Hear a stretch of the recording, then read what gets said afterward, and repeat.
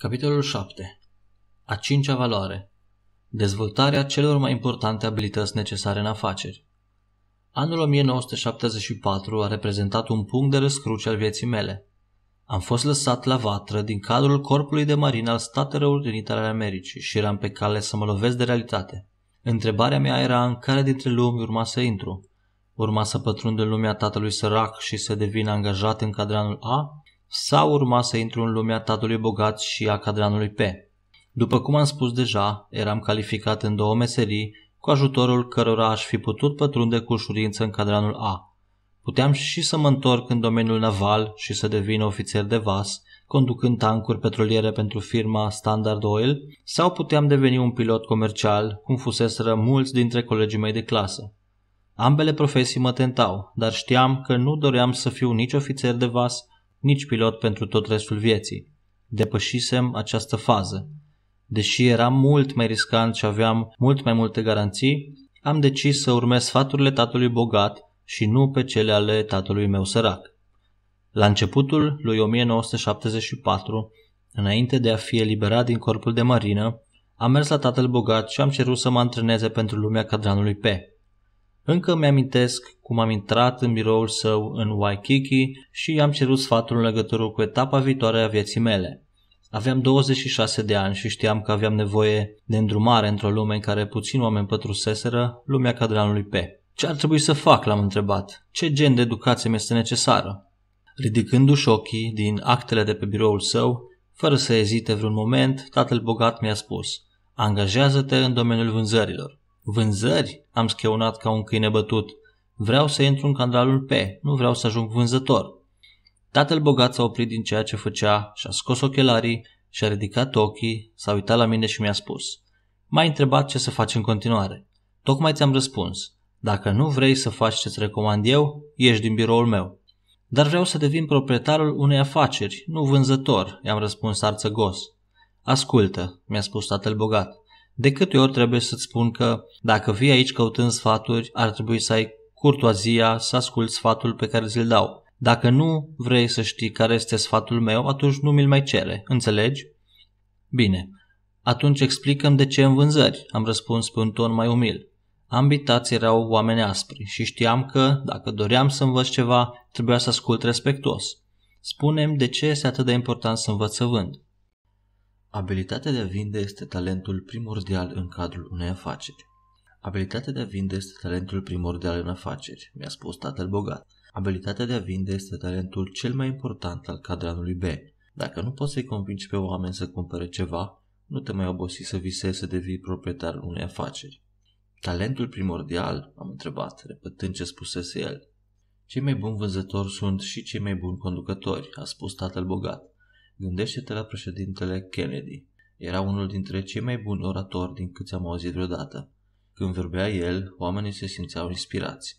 Asta din cauza că avea puterea de a se adresa spiritului omului.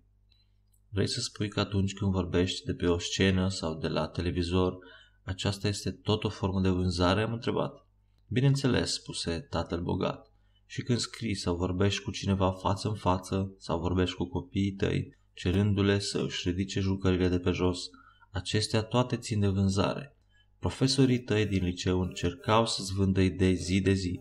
Unora nu le-a reușit, am răspuns cu o grimasă. Probabil că din această cauză nu erau profesori foarte buni. Toți mari învățători au fost vânzători excelenți. Gândește-te la Hristos, Buddha, Maica Teresa, Gandhi, Mohamed. Toți au fost mari învățători, ceea ce înseamnă că au fost și buni vânzători. Prin urmare, cu cât mă descurc mai bine în vânzări, cu atât mai mult succes voi avea în viață, am întrebat. Și gândește-te la asta și dintr-o perspectivă inversă, mi-a spus tatăl bogat. Gândește-te la oamenii cu puțin succes. Ei sunt oamenii pe care nimeni nu vrea să-i asculte. Poate fi oricine un bun vânzător? Am întrebat eu.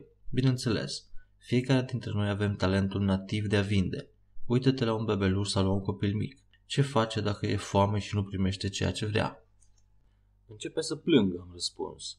Comunică, își expune punctul de vedere. Exact, mi-a răspuns tatăl bogat.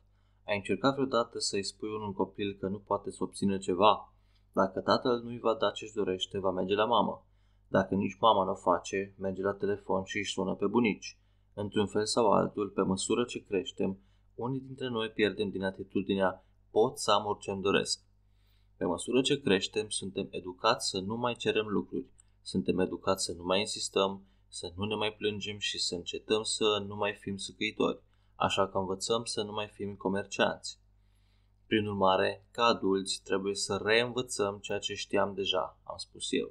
Da, dacă vrem să fim capabili să obținem ceea ce ne dorim în viață, mi-a spus tatăl bogat. Pe la 30 de ani am realizat că eram cam strâmtorat în ceea ce privea traiul de zi cu zi. Simțeam că nu lipsește ceva. Lucram din greu, dar lucrurile nu se întâmplau așa cum îmi doream.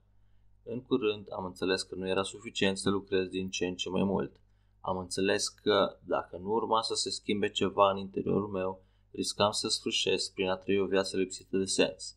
Prin urmare, am știut că eu eram cel care trebuia să mă schimb. Pas cu pas am realizat că nu mai știam cum să comunic cu oamenii. Angajații mei nu mă ascultau. Le spuneam să facă ceva, iar ei fie făceau cu totul altceva, fie nu făceau nimic.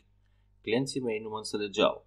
Le explicam că produsele mele erau mai bune, totuși cumpărau din alte părți. Eram stânjenit când vorbeam cu străinii și plictisitor la petreceri. Nu reușeam să exprim tocmai ceea ce doream să spun. Abilitățile mele de comunicare erau scăzute. În curând mi-a devenit clar că dacă doream să am succes în afaceri, trebuia să învăț cum să vând. Trebuia să învăț să mă exprim mai bine, să comunic. Trebuia să ies din cochilie. Trebuia să învăț să nu mă mai tem de oameni. Trebuia să reînvăț ceea ce știusem pe vremuri când eram copil. Tatăl bogat tăcu o vreme, părând să rememoreze cea perioadă. În final ridică ochii și spuse: mai ții minte acum mulți ani, pe când tu și Mike erați încă în școala generală, am fost la Honolulu timp de o săptămână și am frecventat un curs comercial.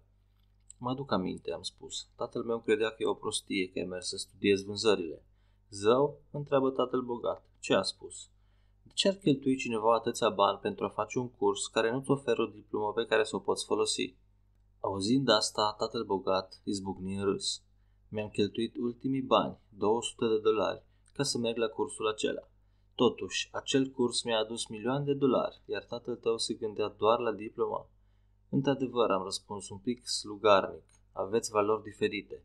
Tatăl meu dorește doar diplome, pe când tu îți dorești mai mult succes financiar. Încă râzând pe sub mustață, tatăl bogat rupse o pagină din agenda sa galbenă, de tipul celor folosite de către juriști, și scrise pe ea următoarele cuvinte: cumpărare, vânzare. Arătând spre cuvintele din tabel, tatăl bogat mi-a spus: în afaceri, aceste două noțiuni sunt extrem de importante. Pe piața de acțiuni sau aceea a firmelor imobiliare se vorbește mereu de contracte de vânzare-cumpărare. Piața, ca și afacerile, funcționează pe baza cumpărătorilor și a vânzătorilor. Dacă nu aș avea cumpărători, aș da faliment. Asta înseamnă că trebuie să vând în continuu.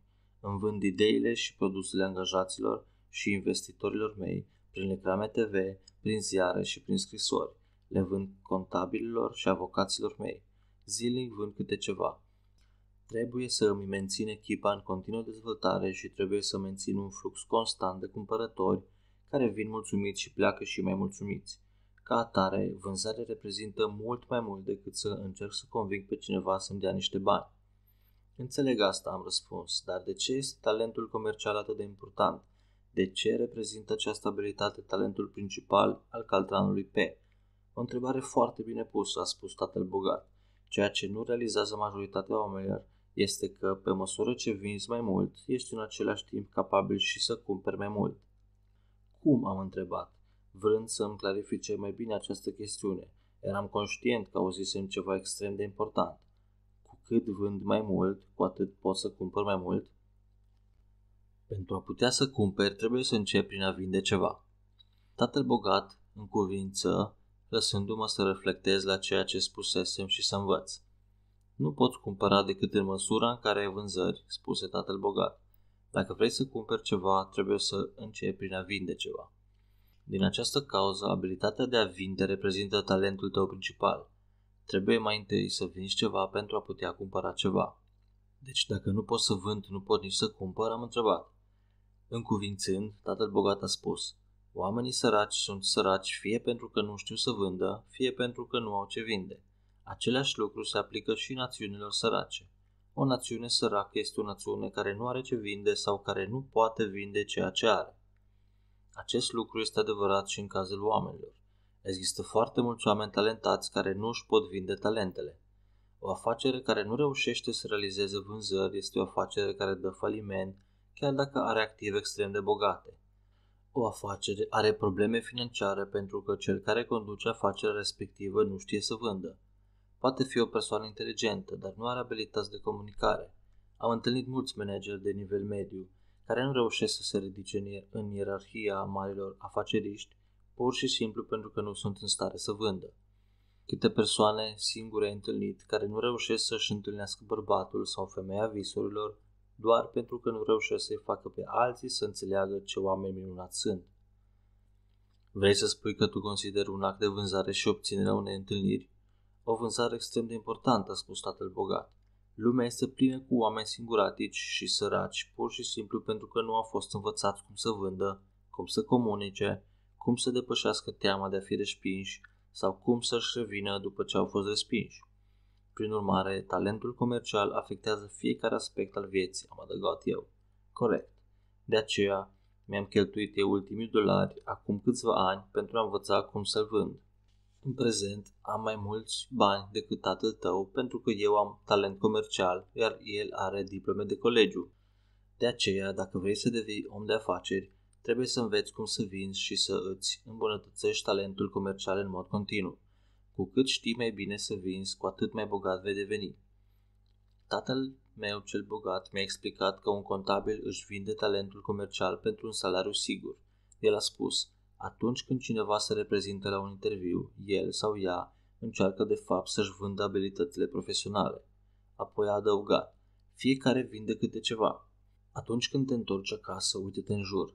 Tot ce ai, frigiderul, canapeaua, paturile, totul, ți-a fost vândute. Atunci când conduci, privește în jurul tău la toate lucrurile de pe stradă. Tot ce ai, fie ți-a fost vândut de cineva, fie a fost furat de la tine. Dacă ai furat, ieși din biroul meu pentru că eu nu fac afaceri cu hoții. Eu fac afaceri cu aceia care sunt capabili să vândă. Nu mi-am dat seama că vânzarea este atât de importantă în afaceri, am spus.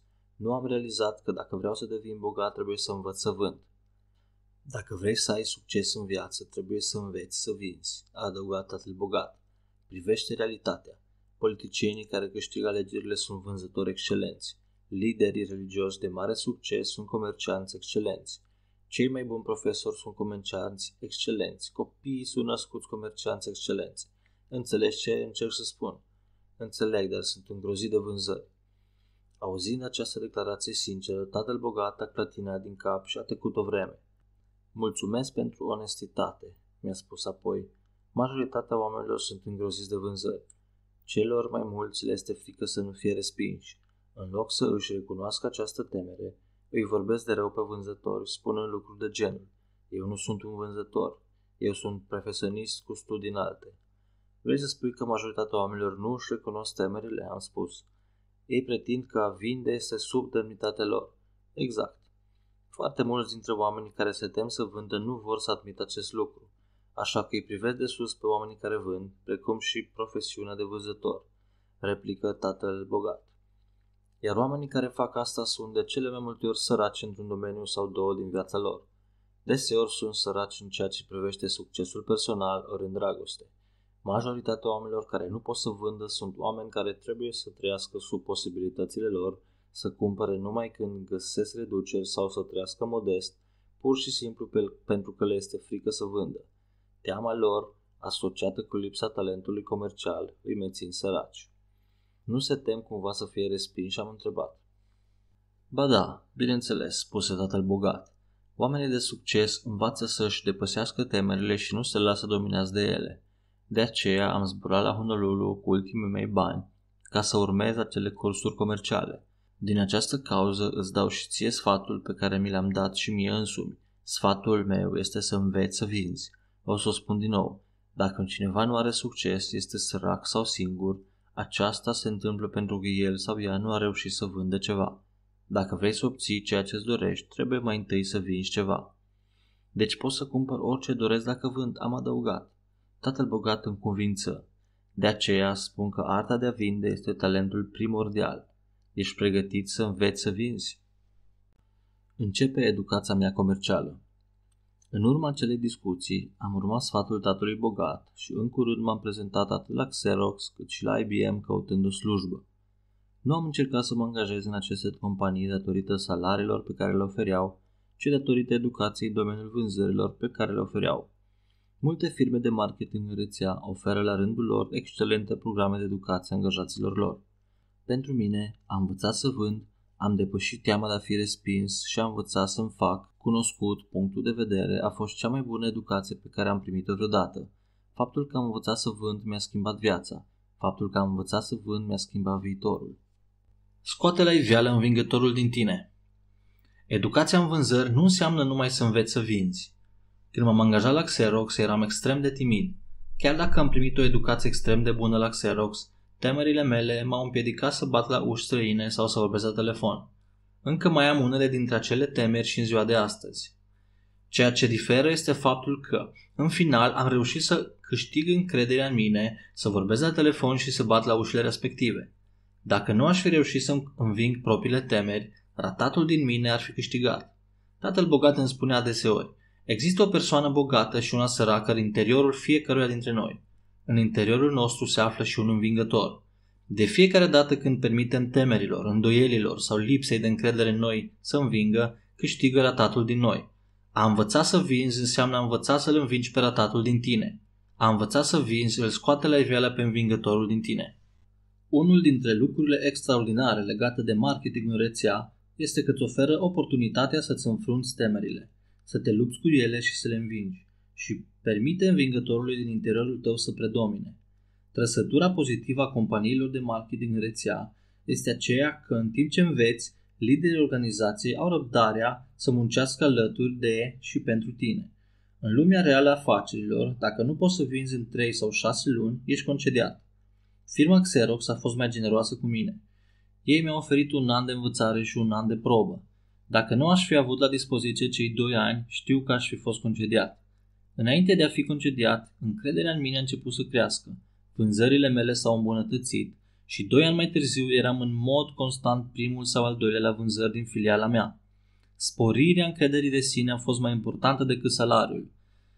Reconstruirea încrederii și a respectului de sine au avut o valoare inestimabilă și m-a ajutat să câștig milioane de dolari. Din acest motiv, voi fi veșnic recunoscător companiei Xerox și personalului care m-a învățat să vând și mai mult de atât să-mi înving îndoielile și temerile. În prezent recomand cu tărie afacerile de marketing rețea pentru că acest domeniu oferă în zilele noastre aceleași oportunități de întărire și de refacere a respectului de sine pe care mie mi le-a oferit compania Xerox. Educația din cadrul vânzărilor m-a ajutat să o întâlnesc pe femeia visurilor mele. Ca o notă secundară, fără talentul meu de comerciant și mai ales fără încrederea de sine, mă îndoiesc că m-aș fi întâlnit și m-aș fi căsătorit cu femeia visurilor mele. Atunci când am întâlnit-o pentru prima oară pe soția mea, Kim, am fost convins că este cea mai frumoasă femeie din lume. În prezent o consider și mai frumoasă, pentru că este frumoasă în exterior, dar este și mai frumoasă în interior. Când am văzut-o pentru prima oară, am rămas fără cuvinte. Mi-era teamă să o abordez. Totuși, instruirea de care am avut parte și faptul că mi-am înfrânt temerile urma să-și arate roadele. În loc să mă ascund, bucurându-mă de masa pregătită sau privind-o de la distanță, fără a avea curajul să vorbesc, ceea ce obișnuiam să fac atunci când vedeam o femeie de care eram atras, am mers la ea plin de îndrăzneală și am spus: bună. Educația mea în vânzări își arată roadele. Kim s-a întors, mi-a zâmbit cu superbul ei zâmbet și m-am îndrăgostit. Era prietenoasă, fermecătoare și puteam discuta absolut orice cu ea. Ne înțelegeam bine, parcă ar fi ieșit din visurile mele. Totuși, când i-am cerut o întâlnire, mi-a răspuns nu. Fiind un bun vânzător, am invitat-o din nou, iar ea mi-a spus nu. Chiar dacă încrederea de sine îmi fusese lezată, iar mândria mea de bărbat pălise, am invitat-o din nou. Din nou răspunsul a fost nu, iar asta a continuat timp de 6 luni. Timp de 6 luni am refuzat. Dacă nu aș fi învățat cum să înving îndoielile legate de propria persoană, nu aș fi fost niciodată capabil să o întreb același lucru timp de 6 luni. Mă durea sufletul. De fiecare dată când mă refuzam, mă retrăgeam să-mi refac mândria lezată. După 6 luni de respingere, fragilul meu ego pălise de tot. Totuși am continuat să o invit. Într-un final a acceptat, iar de atunci suntem împreună. În timp ce ieșeam împreună, prietenii mei îmi spuneau: nu putem să credem că iese cu tine. Ea e o vulpiță, iar tu un câine. Arătați precum frumoasă și bestia. Parcă le auzeam pe tatăl bogat spunând: talentul de comerciant este cel mai important talent în afaceri. Este și cel mai important talent în viață. Puteți vedea o fotografie de-a mea împreună cu Kim în finalul cărții Tânăr și bogat. Este vorba de o poză de-a noastră pe o insulă din Fiji, zâmbind din toată inima, aceea fiind ziua în care sărbătoream faptul că devenisem liberi din punct de vedere financiar. În adâncul sufletului știu că nu aș fi reușit în viață fără Kim. Ea este femeia visurilor mele și ea mi-a întregit viața. În anul acesta, 2004, sărbătorim 18 ani de căsătorie. Un cuvânt despre respingere. Zilele trecute am auzit la radio o reclamă ce spunea: este o afacere minunată, nu se ocupă de vânzări. Am gândit în sinea mea, ce soi de persoană ar putea fi atrasă de o slujbă, dar aminte de o afacere care nu implică vânzări. Apoi am realizat că majoritatea oamenilor sunt atrași de slujbele care nu implică vânzări, chiar dacă fiecare dintre noi vindem câte ceva. Cu cât m-am gândit mai mult la asta, cu atât mai mult am înțeles că oamenii nu sunt de fapt împotriva vânzărilor, ci le displace să fie respinși. Știu că acesta este și cazul meu. Urăsc să fiu respins. Din moment ce majoritatea oamenilor urăsc să fie respinși, m-am gândit să aduc o perspectivă nouă asupra noțiunii de respingere. Cu peste 20 de ani în urmă, când eram un reprezentant de vânzări al firmei Xerox, ce se zbătea să-și facă norma, am mers la tatăl bogat și am spus că nu-mi place să fiu respins. I-am spus: mai mult decât faptul că urăsc să fiu respins, trăiesc mereu cu teama de a fi respins. Mă surprind făcând tot posibilul pentru a evita situațiile în care aș putea fi respins. Uneori, cred că chiar aș prefera să mor decât să fiu respins. De fiecare dată când bat la o ușă, iar secretara îmi spune: avem deja un copiator, sau nu suntem interesați de un copiator nou, mai ales unul de la Xerox, sau șeful nu primește agenți comerciali, sau ne surâd de oferta dumneavoastră, dar noi preferăm produse de la competitorii dumneavoastră IBM. Simțeam nevoia să mă ascund undeva și să mor.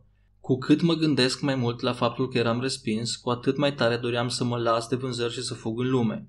Cu cât încercam să mă feresc să fiu respins, cu atât mai des îmi spunea șeful meu de la Xerox că mă va concedea. Respingere egal succes.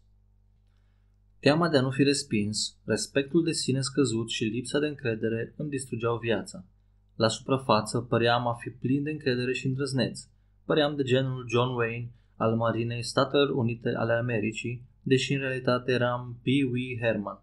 Tocmai în acel moment urât al vieții, atunci când era pe cale să fiu concediat, tatăl bogat mi-a dat unul dintre cele mai înțelepte sfaturi. În ziua în care am fost acceptat într-o perioadă de probă la Xerox, tatăl bogat mi-a spus: cei mai de succes oameni din lumea asta sunt și cei mai respinși. Cum? Am întrebat, nefiind sigur că auzisem bine. Cei mai de succes oameni din lumea asta sunt și cei mai respinși? Mai auzi bine, spuse tatăl bogat. Oamenii care sunt respinși cel mai puțin sunt oamenii care au cel mai puțin succes. Deci dacă vreau să am succes în viață, trebuie să fiu respins cât de mult se poate, am spus. Ai înțeles perfect, zâmbi tatăl bogat. Nu înțeleg, te rog, explică-mi, l-am rugat. Gândește-te la președintele Statelor Unite. 49% dintre electori, 10 de milioane de oameni, au votat împotriva lui. L-au respins. Ți s-a întâmplat vreodată să fii respins de milioane de oameni? Nu, am spus. Ei bine, atunci când ți se va întâmpla asta, vei fi faimos și plin de succes. Dar el a avut și milioane de oameni care l-au acceptat, am adăugat eu. Asta e adevărat, spuse tatăl bogat, dar ar fi putut să devină vreodată președintele Statelor Unite dacă i-ar fi fost teamă să nu fie respins? Nu, presupun că nu. Știu că mulți oameni au făcut mult mai mult decât să-l respingă. Mulți oameni l-au urât. El are nevoie de gărzi de corp pentru că unii vor să-l ucidă. Nu cred că aș suporta o asemenea tensiune. Și poate tocmai de aceea nu ai obținut succesul pe care îl dorești și de care ești capabil. De aceea, ceea ce încerc să spun este că nimănui nu-i place să fie respins. Totuși, lecția zilei de astăzi este aceea că oamenii care fug de pericolul de a fi respinși sunt oamenii care au cel mai puțin succes din lume. Asta nu înseamnă că nu sunt oameni drăguți. Înseamnă doar că nu au la fel de mult succes precum oamenii care sunt respinși deseori. oamenii care nu fug de posibilitatea de a fi respinși. Prin urmare, dacă doresc să am succes în viață, trebuie să risc din ce în ce mai mult să fiu respins, am întrebat. Corect, a spus tatăl bogat. Gândește-te la papă. Este un om minunat și un minunat lider religios. Totuși, este respins de foarte mulți. Milioane de oameni nu sunt de acord cu cele spuse de el sau cu ceea ce reprezintă el. Adică în loc să mă comport ca un papă lapte și să las pe directorul meu de vânzări să mă concedieze, ar trebui să ies în lume și să încep să fiu respins. Dacă nu riști să fii respins, cu siguranță vei fi concediat. Tatăl meu bogat zâmbi. Uite ce e, nu fi fraier. Să nu începi să fugi prin lume lovindu-te cu fața de zidurile vieții. Într-adevăr, nu trebuie să riști inutil să fii respins, ci trebuie să înveți din faptul că ești respins, adică să te corectezi. Respingere și corectare, am spus. Înconvințând, tatăl bogat mi-a scris formula pe care o învățase la cursul de vânzări pe care îl frecventase cu mulți ani în urmă la Honolulu, cursul pentru care îl plătise $200. Respingere și corectare egal educare și accelerare. M-am ghidat după această formulă ani întregi. De fiecare dată când am fost respins, mi-am pus singur întrebările. Cu ce am greșit? Cum puteam să fac mai bine? Dacă nu reușesc să găsesc un răspuns, atunci vorbesc cu cineva despre vânzarea respectivă, reiau discuția, uneori jucând rolul de vânzător, iar prietenul meu în rolul de cumpărător. Ideea este că nu spun că persoana care m-a respins este un nenorocit, un ticălos, un sărăntoc sau un ratat. Mă abțin de la asemenea absurdități și îi mulțumesc în mintea mea a persoanei respective pentru că mi-a oferit ocazia să învăț, să corectez și să îmi îmbunătățesc performanța. Îmi pun singur întrebarea. Cum îmi voi aborda clientul pentru a avea un rezultat mai bun? Iar asta te ajută să te educi și să-ți accelerezi dezvoltarea în viață, am adăugat. După părerea mea, aceasta este formula potrivită pentru a obține succes în orice domeniu al vieții, spuse tatăl bogat. Dar dacă evit să fiu respins, procesul nici măcar nu apucă să înceapă? Am întrebat. Respingerea este începutul educației. Încuvințând din cap, tatăl bogat mi-a zâmbit și a spus. Te-ai prins. De aceea, oamenii care evită să fie respinși au pe termen lung mai puțin succes în viață decât cei care înfruntă respingerea. Majoritatea oamenilor nu au succes pentru că nu au fost respinși îndeajuns de mult. Am înțeles, i-am spus zâmbind tatăl meu cel bogat. Câteva zile mai târziu m-am oferit voluntar să lucrez în echipa telefonică a unei companii de caritate non-profit, sunându-i pe oameni pentru a le cere donații financiare. Nu o făceam pentru bani. Făceam acest lucru pentru a contribui la o cauză care merita acest efort și pentru a fi respins. Am înțeles că, lucrând la Xerox, rata respingerilor mele zilnice era prea mică. Sunând ca să cer donații noaptea, puteam spori numărul de respingeri. Știam că puteam să mă corectez mai bine dacă eram respins mai des. Cu cât mă corectam mai bine, cu atât mai instruit deveneam. Și cu cât mai instruit deveneam, cu atât aveam mai mult succes. 3 nopți pe săptămână după serviciul de la Xerox, munceam la birourile acestei acțiuni de caritate. Timp de 1 an de zile i-am sunat pe oameni să le cer donații fără să fiu plătit. În timpul acelui an am trecut de la a fi aproape de concediere în cadrul companiei Xerox până la ajunge primul ca record în vânzări pentru următorii 2 ani. Odată ce am avut succes în vânzări la firma Xerox, mi-am dat demisia și m-am implicat cu normă întreagă în afacerea cu portofele sport din nylon, închise cu arici, în care lucrasem până atunci doar în timpul liber. Îmi începeam astfel călătoria personală prin cadranul P. Lecția pe care am învățat-o a fost că șansele mele de a fi acceptat cresc cu cât îmi sporesc riscurile de a fi respins. O rată de respingere de 98%. Înainte de a încheia subiectul respingerii, m-am gândit că ar fi mai bine să vă ofer unele adevăruri legate de acest subiect. Atunci când am fost pentru scurt timp înscris la școala de afaceri, unul dintre profesori mi-a spus: pentru a avea succes în afaceri trebuie să ai dreptate cel puțin 51% din timp. După părerea mea, aceasta este o informație eronată. În realitate, o persoană poate să aibă succes enorm având un procentaj de succes mult mai redus. De exemplu, în afacerile care trimit oferte prin poștă, dacă o companie trimite 1 milion de scrisori și primește răspunsuri de la 2%, de cele mai multe ori aceasta este considerat un răspuns foarte bun. Asta înseamnă mai exact că 98% dintre oameni au spus nu, 90% au respins scrisorile și totuși mai sunt încă 2000 care au spus da. De fapt, în cazul majorității campaniilor de masă, o respingere de 98% este considerată ca fiind foarte bună.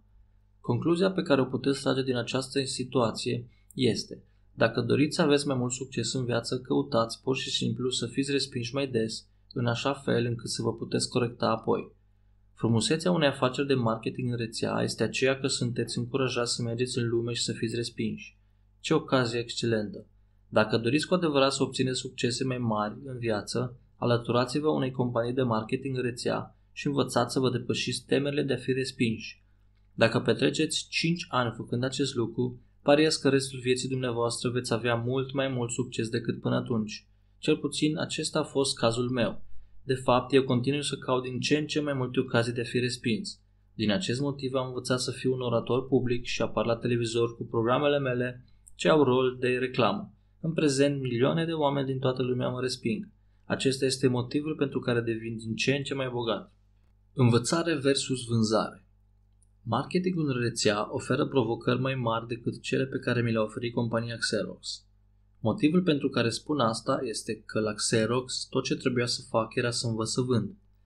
În marketingul în rețea nu trebuie doar să înveți să vinzi, mai trebuie să înveți și pe alții să vândă.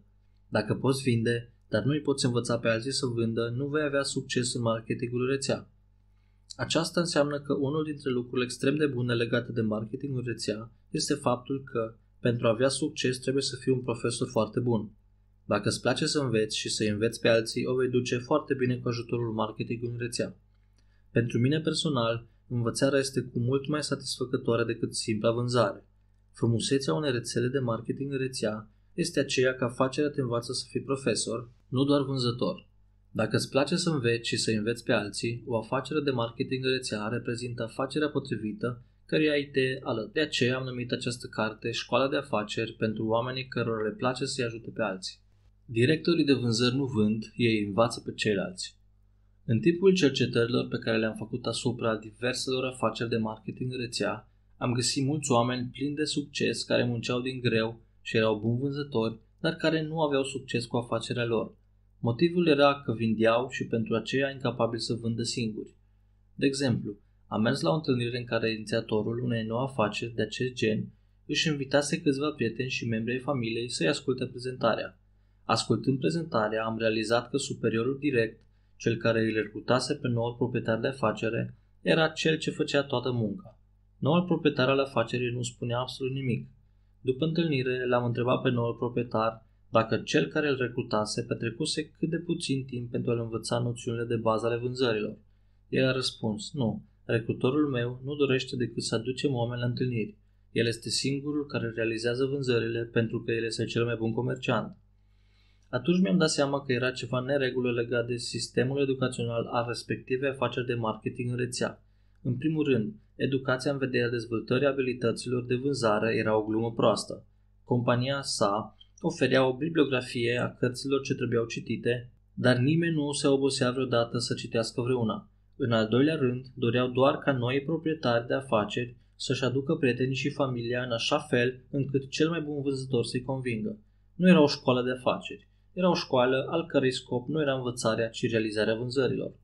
Pe când eram la Xerox, directorul meu de vânzări, Charlie Robinson, a fost unul dintre cei mai buni profesori pe care i-am avut vreodată.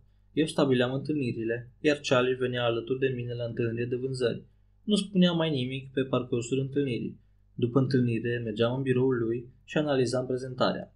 Discutam punctele mele forte și slăbiciunile. În urma lecției și a corecturilor, Charlie parcurgea împreună cu mine mai multe exerciții și probleme de fixare a abilităților de vânzare, mai ales în privința abilității de a trece peste o respingere. În felul acesta am devenit comerciant.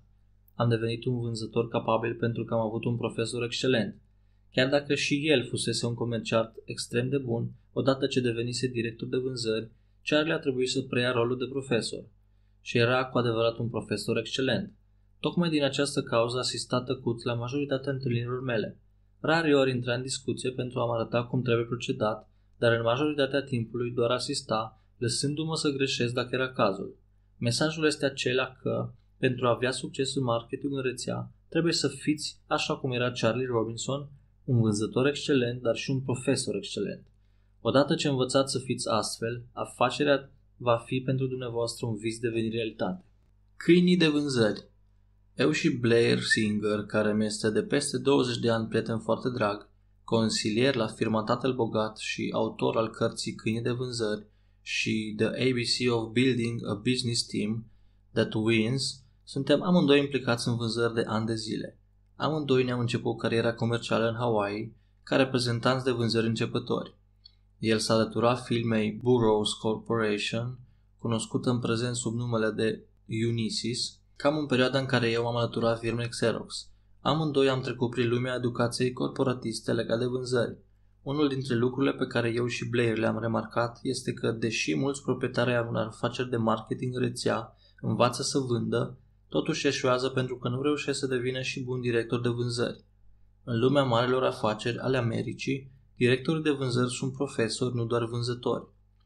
În cartea sa, Câinii de vânzări, Blair vorbește despre diferitele tipuri de oameni implicați în vânzări care se găsesc în orice organizație comercială și cum fiecare câine trebuie să primească o educație aparte.